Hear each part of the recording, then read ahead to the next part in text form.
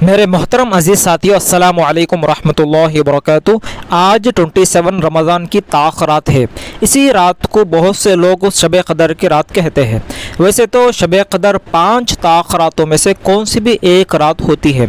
ان میں سے 21 رمضان، 23 رمضان، 25 رمضان، 27 رمضان اور 29 رمضان، ان 5 تاخراتوں میں سے کون سی بھی ایک رات شب قدر کی رات ہوتی ہے، لیکن عوام کے نزدیک 27 ہی مشہور ہے، یعنی آج 27 رات ہے، تاخرات ہے، تو اسی رات کو بہت سے لوگ شب قدر کی رات کہتے ہیں۔ تو خیر 27 رات شب قدر کی رات سمجھتے ہیں، تو اس رات کیا کرنا ہے، کیا نہیں کرنا ہے، کیا عبادت کرنا ہے، خاص عبادت کیا ہے، اور اس رات کن لوگوں کی معافی نہیں ہوگی، کن لوگوں کی دعا قبول نہیں ہوگی، آج ہم اس ویڈیو میں ہم سب جانیں گے۔ دوستو، بہت سے لوگ یہ کہتے ہیں کہ شب قدر کی خاص نماز ہے، اس رات میں یہ نماز ہے، اس رات میں عبادت خاص ہے، اس طرح کے بہت سے افواہیں، رومرز پھیلاتے ہیں۔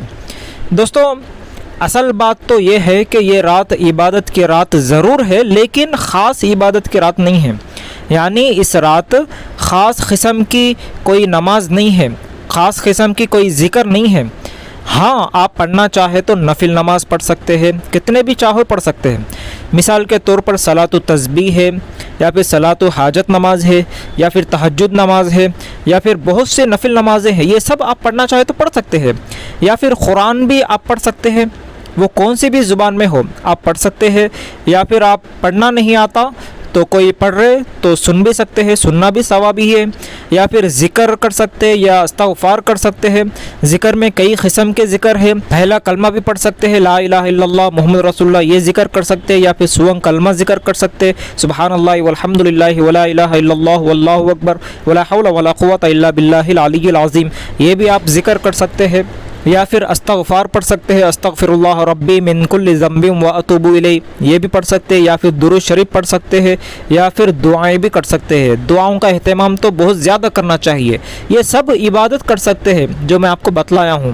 دوستو، شب قدر کی رات اگر ہم کو نصیب ہو گئی تو یہ 1000 مہینوں سے بڑھ کر ثواب ہم کو ملے گا۔ اگر یہ رات ہم کو نصیب ہو گئی تو دوستو 1000 مہینوں سے بھی افضل یہ رات ہے، تو اتنا بڑا ثواب ہم کو ملے گا۔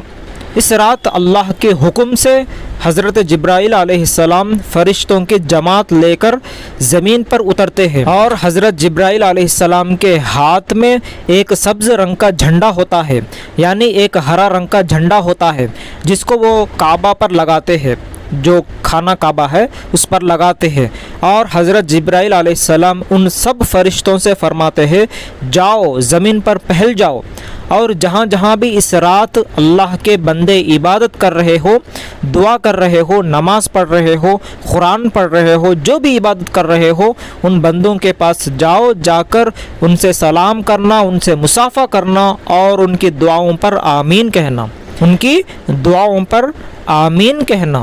یہ سلسلہ صبح تک جاری رہتا ہے، یعنی صبح تک وہ بندوں کی عبادت پر، دعاؤں پر آمین کہتے ہیں، اور جب صبح کا وقت ہوتا ہے تب حضرت جبرائیل علیہ السلام ان سب فرشتوں کو حکم دیتے ہیں کہ اے فرشتوں کی جماعت چلو، اب پوچھ کر چلو۔ تو فرشتے حضرت جبرائیل علیہ السلام سے پوچھتے ہیں اے جبرائیل علیہ السلام، ذرا یہ بتائیے کہ اللہ تعالیٰ نے حضرت محمد صلی اللہ علیہ وسلم کی امتی کے سب لوگوں کو معاف کیے ہیں، سب لوگوں کو معاف کیا ہے اللہ تعالیٰ نے؟ تو جب حضرت جبرائیل علیہ السلام فرشتوں سے کہتے ہیں ہاں پیارے نبی صلی اللہ علیہ وسلم کے ان سب امتی کو اللہ تعالیٰ نے معاف کیا ہے، صرف 4 شخص کے علاوہ، 4 لوگوں کے علاوہ سب لوگوں کو اللہ تعالیٰ نے معاف کرا۔ ان میں سے کون ہے؟ ان میں سے نمبر 1 جو شراب کا عادی ہو، جو شراب پینے والا ہو، اور نمبر 2 وہ شخص ہے جو ماں باپ کی نافرمانی کرتا ہو، اور نمبر 3 وہ شخص ہے جو رشتہ داری توڑنے والا ہو، رشتہ داری کو توڑتا ہو، اور نمبر 4 وہ شخص ہے جو دل کے اندر کینہ رکھتا ہو، بغض رکھتا ہو، دشمنی رکھتا ہو۔ ان 4 لوگوں کے علاوہ سب بندوں کو اللہ تبارک و تعالیٰ نے معاف فرما دیتے ہیں۔ دیکھیں دوستو، اتنی بڑی رات میں بھی ان 4 آدمیوں کو اللہ تعالیٰ معاف نہیں کرتے۔ یہاں پر ایک بات سمجھنے کی کوشش کرو، اتنی بڑی رات میں ہی اگر ان 4 لوگوں کی بخشش نہیں ہوتی تو پھر کب ہوتی بتاؤ، کب ہو سکتی ہے ان کی بخشش؟ تو یہاں پر ایک بات صاف معلوم ہوتا ہے کہ یہ 4 گناہ بہت خطرناک اور بہت بڑے گناہ ہیں، کبیرہ گناہ ہیں۔ اور ایک حدیث میں تو شرک کرنے والا کا بھی اس رات میں معافی نہیں ہوگی، شرک کرنے والے کو بھی اللہ تعالیٰ اس رات میں معاف نہیں کرتے۔ تو اگر کوئی شراب پی رہا ہو تو فوراً توبہ کرو، اگر توبہ نہیں کرے تو آپ جتنا بھی عبادت کرو اللہ تعالیٰ اس کو قبول نہیں کرتے۔ تو فوراً جو شراب پی رہا ہو تو فوراً جو ہے توبہ کرو، توبہ کرے تو اللہ تعالیٰ معاف کرتے ہیں، پھر آپ کی جو عبادت ہے وہ قبول فرماتے ہیں۔ اور اگر ماں باپ کی نافرمانی کر رہا ہو تو فوراً ماں باپ سے معافی مانگ لو، تو ماں باپ معاف کرے تو اللہ تعالیٰ بھی معاف کرتے ہیں۔ اور نمبر 3، اگر کوئی رشتہ داری توڑ رہا ہے تو فوراً اس کو جوڑنے کی کوشش کرو، معافی مانگ لو۔ اور نمبر 4، جو دل کے اندر کینہ رکھنے والا ہو یا پھر دشمنی رکھ رہا ہو تو فوراً جو ہے دل کے اندر سے یہ دشمنی، کینہ، برائی یہ سب نکال دیجئے، تو اللہ تعالیٰ معاف کرتے ہیں۔ اور اگر کوئی شرک کر رہا ہے تو فوراً جو ہے توبہ کر لیجئے، توبہ کریں گے تو اللہ تعالیٰ معاف کرنے والا ہے۔ تو دوستو یہ بڑے گناہوں سے بچنا بہت ضروری ہے۔ دوستو امید کرتا ہوں میری بات سمجھ میں آئی ہوگی۔